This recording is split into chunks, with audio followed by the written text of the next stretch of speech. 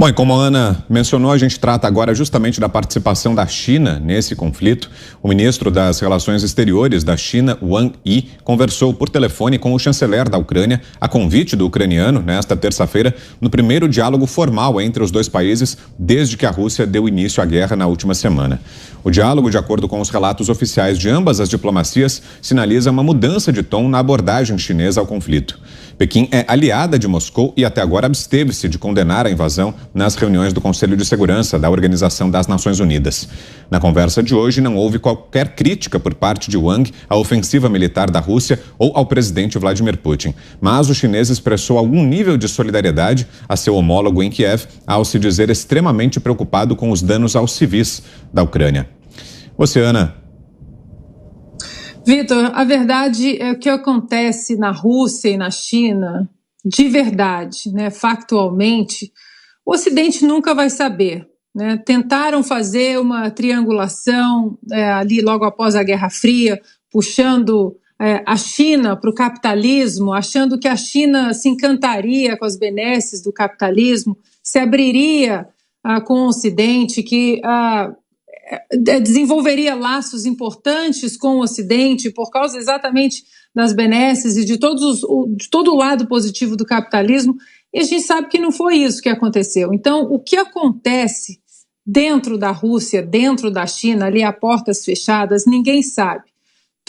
Dentro da pandemia, nós não soubemos os números reais da China, por exemplo, de mortes, os números de infectados, se o vírus estava controlado. O Ocidente demorou a saber que o vírus realmente tinha saído da China praticamente 3, 4 meses depois que já tinha acontecido acidentes incomuns, hospitais ali muito importantes da região de Wuhan já demonstravam uma movimentação bastante incomum e mesmo assim a China encobriu essas notícias e só ficamos sabendo em fevereiro, março aí de 2020, da possibilidade do vírus ser um vírus letal.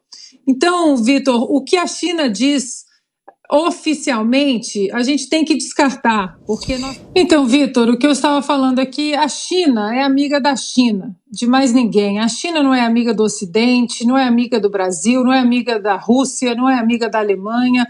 A China tem um interesse pura e exclusivamente na China e naquilo que eles querem propagar, não apenas na região ali da China, mas também no Ocidente, tanto que temos não sei quantos milhares de infiltrados aí do Partido Comunista Chinês, como eu sempre relato aqui nos Pingos, aqui nos Estados Unidos, forças policiais, universidades, enfim, exatamente para estabelecer, tomar conta, né, das posições e dos interesses chineses aqui na América.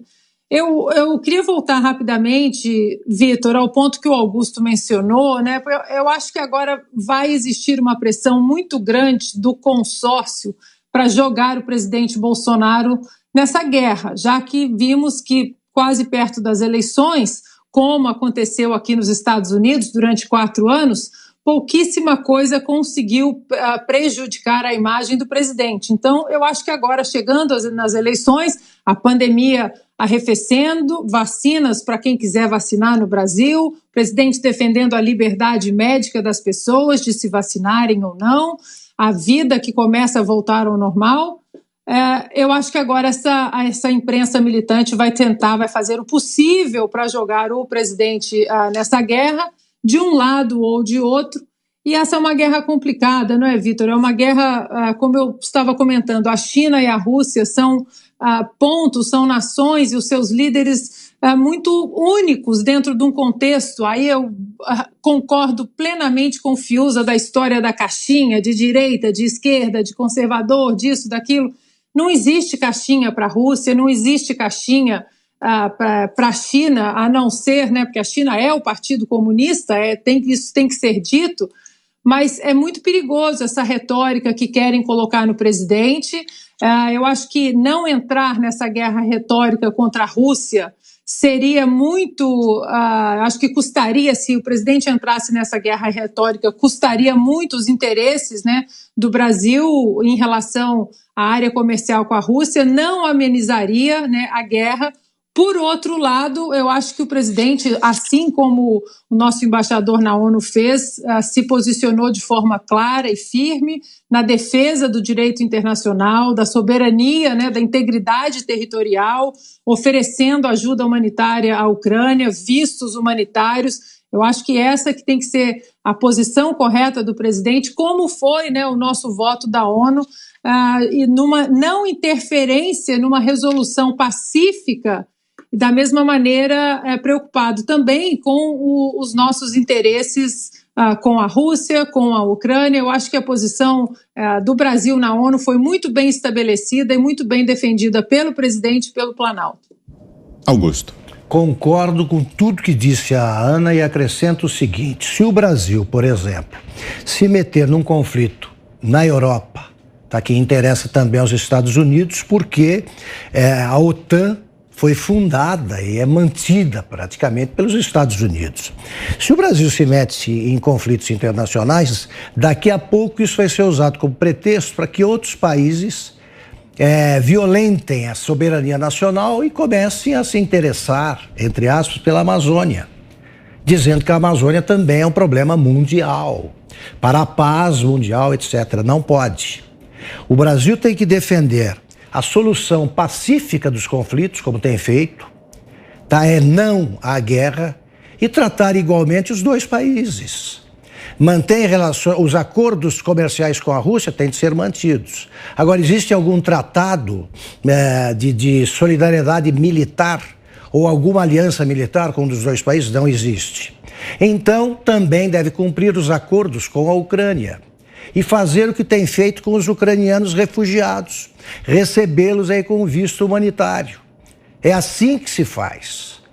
Os outros países, como eu disse, a Venezuela, a notícia aqui só confirma que a Venezuela é dependente, sim, de interesses escusos do ditador que governa o país, que desgoverna o país, tá? E a eles atende.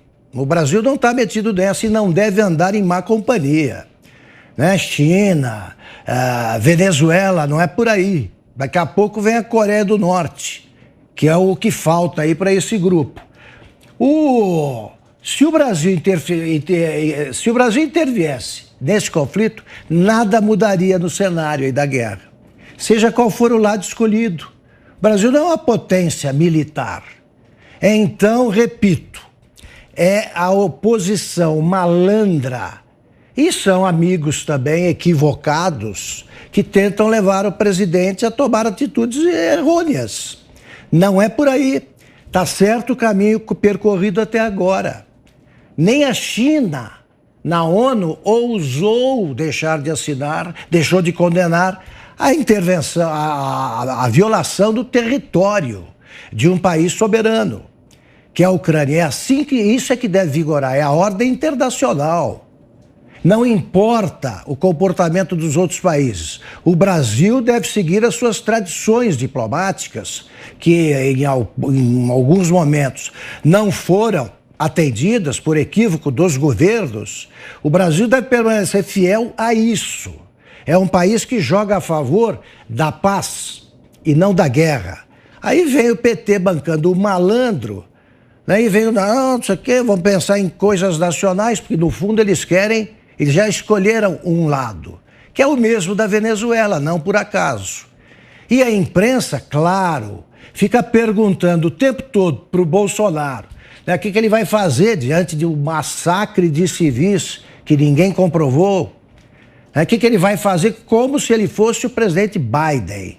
Né, a imprensa que se dirige ao PT, por exemplo, que está apoiando a Rússia, como sempre costuma fazer, de forma camuflada por malandragem, por desonestidade.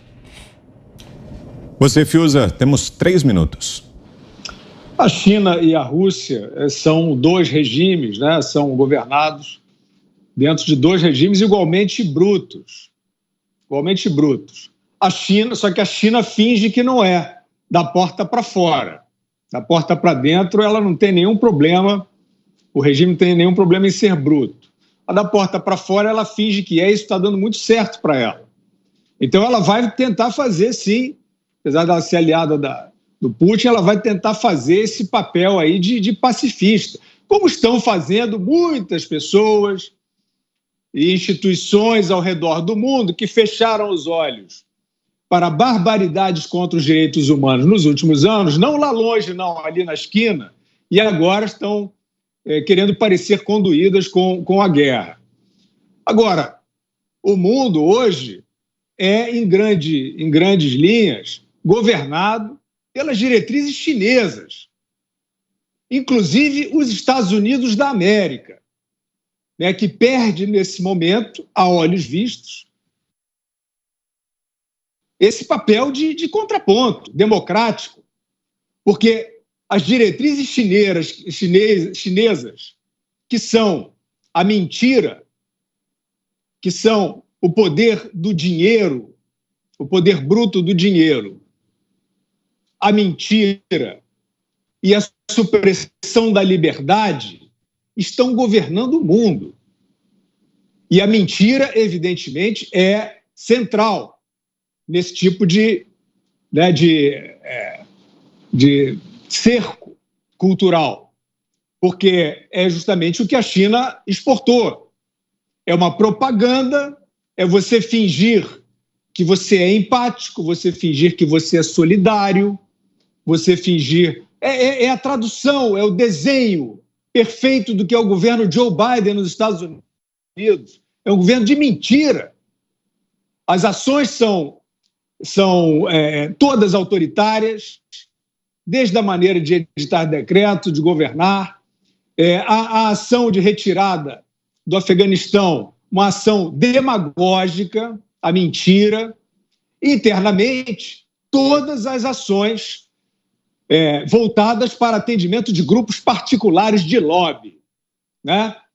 Os detalhes a gente sabe quais são. Então, vocês não fiquem achando que esse tipo de compromisso, esse tipo de aventura, seguindo diretrizes que são as diretrizes chinesas, essa é a guerra cultural da expansão chinesa, que isso cacifa, habilita alguém para fazer frente a um autoritário que resolve botar as manguinhas de fora e ir para a guerra, né?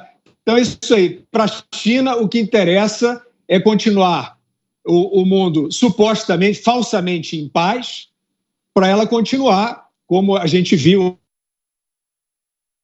aí nos últimos anos, desagregando, quebrando as pernas da democracia, influenciando eleições como aconteceu nos Estados Unidos e lucrando mais do que nunca.